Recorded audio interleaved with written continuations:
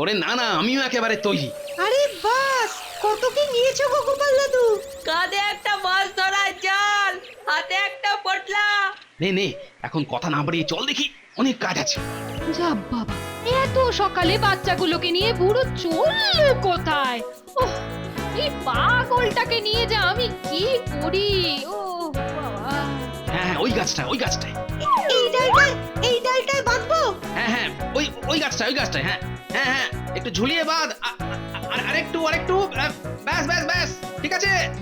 গেলে কোথায় বউ? অবৌ, বউ গেলে কোথায়? বলি মাঠে যাবো তো কিছু দানা পানি জুটবে? হ জুটবো না কেন, নিশ্চয়ই জুটবো। আমি তো ওই রামুর মায়ের মতো নয় যে পুজোর সময় নতুন শাড়ি হয়নি বলে রাগ করে বাপের বাড়ি চলে যাব, নয়তো পশ্চিম পাড়ার বামুন গিন্নির মতো দিন রাত পাঁচি দেখবো কবে দেবী পক্ষ পড়বে, আর আমার স্বামী কবে আমায় ধরে হার গড়ায় দেবে গো। ওহ, এই শুরু হলো। তা আমি বলি কি, বলতি আর কি বাকি রাখছো? ও বুঝে তো পড়ে থাকি আমি। ওই একদিনও কি তোমার লগে কইছি যে পুজোয় জরির কাজ করা শাড়ি, গটিয়াতা ব্লাউজ আর ঝুমকো টুল লাগবে আমার কইছি? এই এই তোমার এক দোষ, বুঝলে তো? এর মধ্যে দোষের কি দেখলে? তোমার মতো আমি কি ভোলা ময়রার কাছে 200 টাকা এই ধার করেছি, নাকি পালেতে দুধের পয়সা মেরে 1 বস্তা ধানের বীজ কিনেছি? আহ, একটা কথা যদি তোমার পেটে থাকে, কোনো কথা 5 কান না করলি তোমার তো আবার ভাত হজম হয় না। বলি কিছু খেতে দেবে না এমনি চলে যাবো? ও মরণ দশা আমার, খেতে দাও বলে সারা পাড়া মাথায় তুললে দেখছি। দূর দূর দূর। দূর তোর নিকুচি করেছি আমার খাবার। এই চললুম।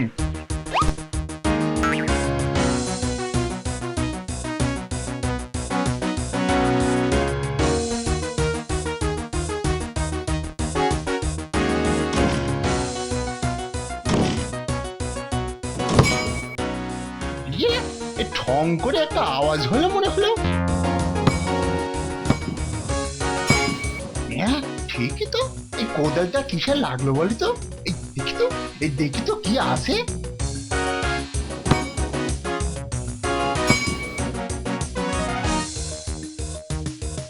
হ্যাঁ গোপাল, তুমি যেন কি একটা প্রস্তাব দেবে বলছিলে?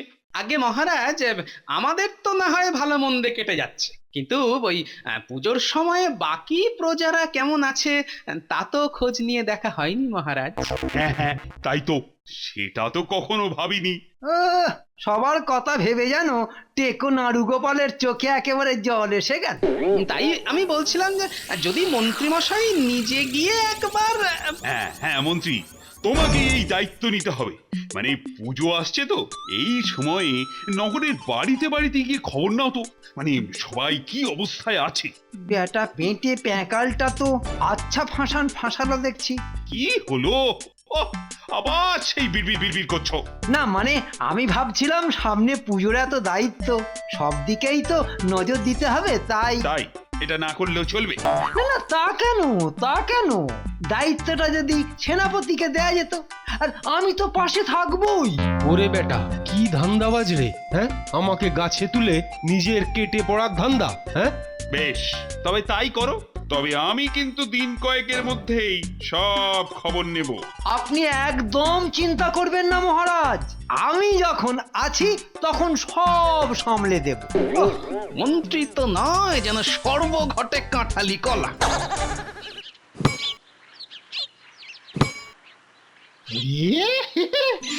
এসে দেখছি ঘোড়া ভর্তি মোহর গো।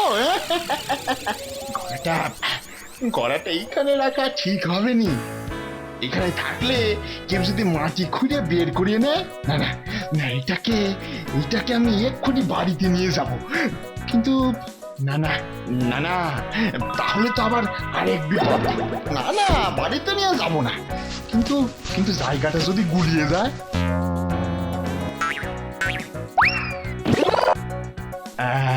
ব্যাস ব্যাস ব্যাস, আর গুলোবে না। এই গাছটা পোতা থাকলো, এইটা দেখে ঠিক চিনে ফেলবো। ও চাষি ভাই, বলি ব্যাপার কি? হ্যাঁ, কে? ও, গোপাল দাদা। তা আমার কিছু বললে নাকি গোপাল দাদা? ও হরি, কোনো কথাই কানে যায়নি দেখছি। বলছি তোমায় এমন মন মরা দেখাচ্ছে কেন? গোপাল দাদা গো, তুমি তো সবার বিপদে ভরসা দাও দাদা। তা আমার এমন একটা সমস্যা হয়েছে। এই দেখো, ঠিক বুঝেছি, একটা গোলমাল নিশ্চয়ই আছে। তুমি কিন্তু কাউকে কিছু বলো না দাদা। বলো যা, এই কি হয়েছে সেটা আগে বলবে তো। আজ মাঠে হঠাৎ এক ঘোড়া মোহর পেলেও তো বাড়ি নিয়ে যেতে ভরসা পাচ্ছি না গো দাদা। হ্যাঁ, মোহর পেয়েছো, কিন্তু বাড়িতে নিয়ে যেতে পারছো না কেন? কেন? তুমি জানোই তো আমার বউয়ের যা স্বভাব, মোহরের কথা ঠিক সবাইকে জানিয়ে দেবে। ওর পেটে তো একটা কথাও থাকে না গো। তবে আমার কথা মতো চললে তুমি নিশ্চিন্তে মোহরের কথা বউকে জানাতে পারবে, বুঝলে? হ্যাঁ, তাই নাকি? তবে তো। হ্যাঁ, তবে তার জন্য যে কিছু ওই জোগাড় যন্ত্র করতে হবে, আর সেই জন্য যে কিছু খরচা করতে হবে। যা বাবা, জোগাড় তো খরচ তো আমি তো কিছুই বুঝতে পারতেছি নি গো দাদা। গোপাল দাদা, তুমি কি করতে চাইতেছো একটু বলো তো। ওই যে বললাম, শুধু বললে হবে, খরচা আছে। একটু বলো তো খলসা করে।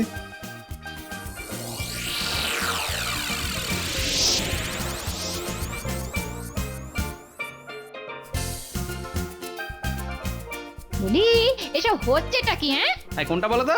এই যে এই কালিদাসের মতো খসখস খসখস করে কি সব ছাই ভাষ্য লিখতে বসলে বলো তো? হ্যাঁ? ও এটা, ও কিছু না। তাই এরকম করে গ্যাঁট হয়ে না বসে থেকে কিছু কাজ করলে তো চারটি রোজগার হতো। হ্যাঁ, এই যে গোপাল দাদা, ওই তোমার খরচপত্র বাবদ এই 50টা টাকা রাখো। ব্যাস ব্যাস ব্যাস, ঠিক আছে ঠিক আছে। হ্যাঁ, এবার ভালো করে মন দিয়ে শোনো। সব শেষে খালি এই লেখাটা একবার পড়ে ফেলবে। হ্যাঁ, তাইলে ছটফট বাড়ি যাই। দুর্গা দুর্গা, কি গিন্নি, দেখলে তো কেমন বাড়ি বয়ে টাকা এলো? হ্যাঁ? কিন্তু আমি তো কিচ্ছু বুঝতে পারছি না। আরে সবকিছু বোঝারই বা দরকার কি? কিন্তু তুমি চললে কোথায়? এই আমাকে যে এক্ষুনি বাজারে যেতে হবে, আর গুলটে আর ন্যাপলাকে একটা খবর দিতে হবে। এখন বাজার? পুরোটা যে মনে মনে কি ভেবে রেখেছে কে জানে।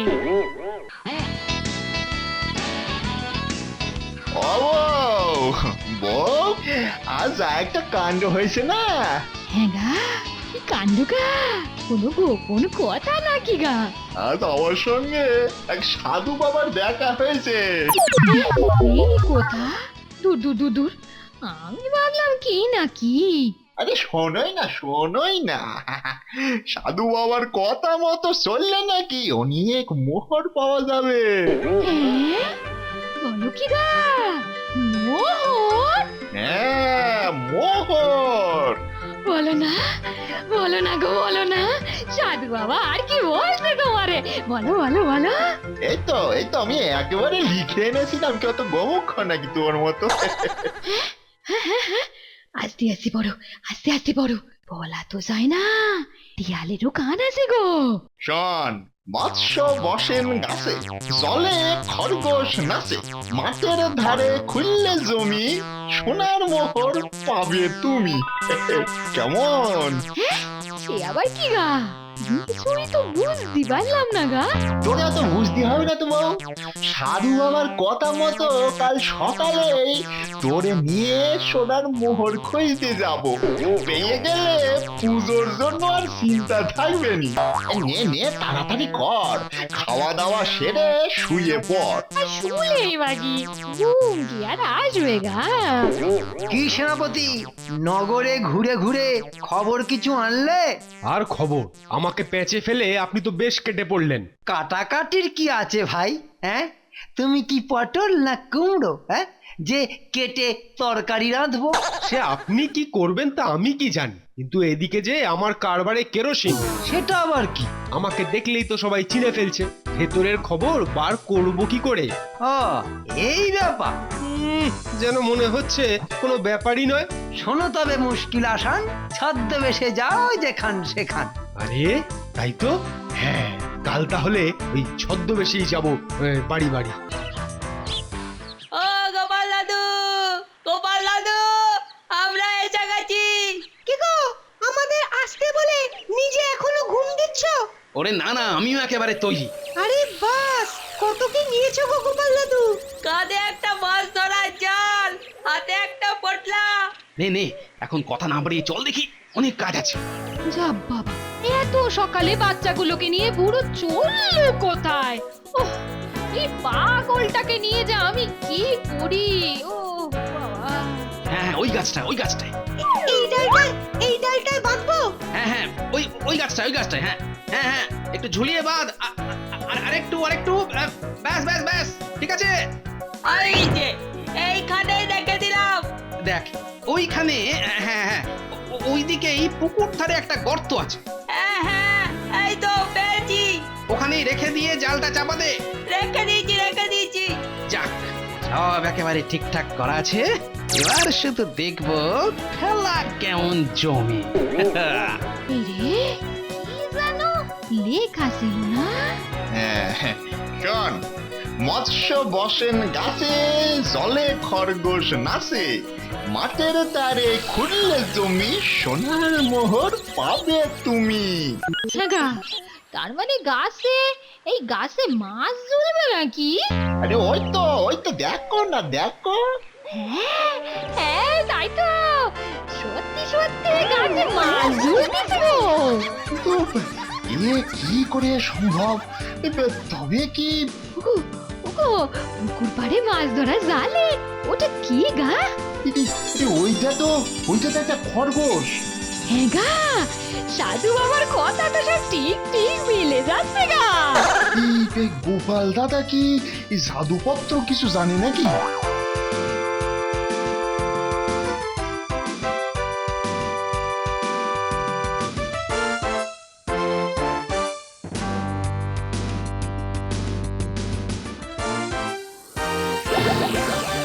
হ্যাঁ গা, এই কি এমন বিড়বিড় করতিছো? না, এই মনে মনে ঠিক করতেছিলাম যে মাঠে ঠিক কোনখানটায় খুঁড়বো। তা কি ঠিক করলে? এইখানটাই খুঁড়ি, বুঝলি তো? এইটাই পেয়েছি। তো মোহর ভর্তি ঘোড়া পেয়েছি রে, মোহর ভর্তি ঘোড়া পেয়েছি। আরে, এ তো সত্যিকারের মোহর গা। কিন্তু সাবধান, এই কথা যেন পাঁচ কান না হয় বউ। না না না না, ও তুই নিশ্চিন্তে থাকো গা, আমি মরে গেলিও এ কথা কাউকে বলবো নি। গিন্নিমা, ও গিন্নিমা, দুধ নিয়ে যাও। হ্যাঁ হ্যাঁ, দাও দাও, আর কদিনই বা দেবে গা? কেন গো মা, আর কি দুধ নেবে না? না না, এবার তো আমরা নিজেরাই গরু কিনবো গা। অত মরেছে, এক্ষুনি না থামালে সব ফাঁস হয়ে যাবে গো। ও থাক, আজ আর মধু দিতে হবে নি রে, তুই শুধু রুটি দে। এই রে বাপু, তুমি এবার এসো তো, এসো। হ্যাঁ, এই রে, একটু বলে ফেলছিলাম গো। আল্লাহর নামে কিছু দে মা। হ্যাঁ হ্যাঁ, দেবই তো, নিশ্চয় দেব। ব্যাপার কি? কথা শুনে কেমন খটকা লাগছে। কিরে, আজ খুব খুশ আছিস মনে হচ্ছে। খুশি হবে না? এক গড়া মোর পাওয়া কি কম কথা গো। আর আটকানো গেল না, এখনই সব ফাঁস হয়ে যাবে গো। সে কি কথা? তবে তো এ কথা মহারাজকে এক্ষুনি জানাতে হয়।